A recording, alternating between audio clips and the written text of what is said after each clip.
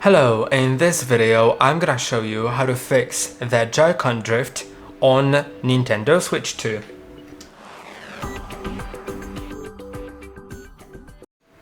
Joy-Con drift is an issue that happens to the analog sticks that sometimes records some action even if you don't touch the stick itself. And first notice on which of the Joy-Con the problem appears, either on one of them or on both. Then the first step is go to Settings, Controllers and Accessories, scroll down, click on Calibrate Control Sticks, tilt the control stick you want to calibrate first. So I'm gonna tilt it and hold for a moment. Now, if the stick isn't being touched, you'll see a cross.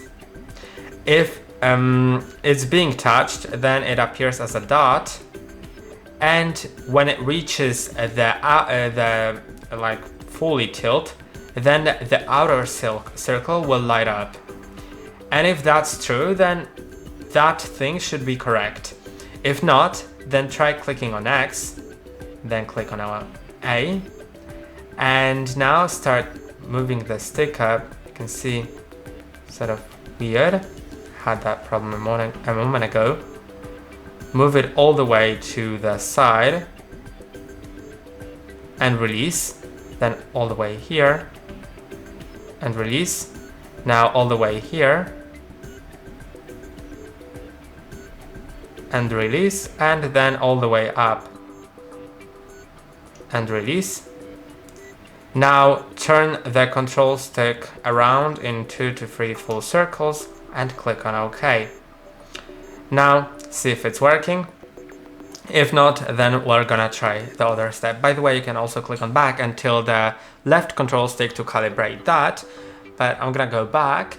Then in the settings, go all the way down to system, I believe, or no, sorry, it's in the controllers menu. So again, in controllers and accessories, update controllers, then you need to connect the Joy-Cons. Click on A, and now it's updating the controller and updating the other one. And if it helps, then it's really great.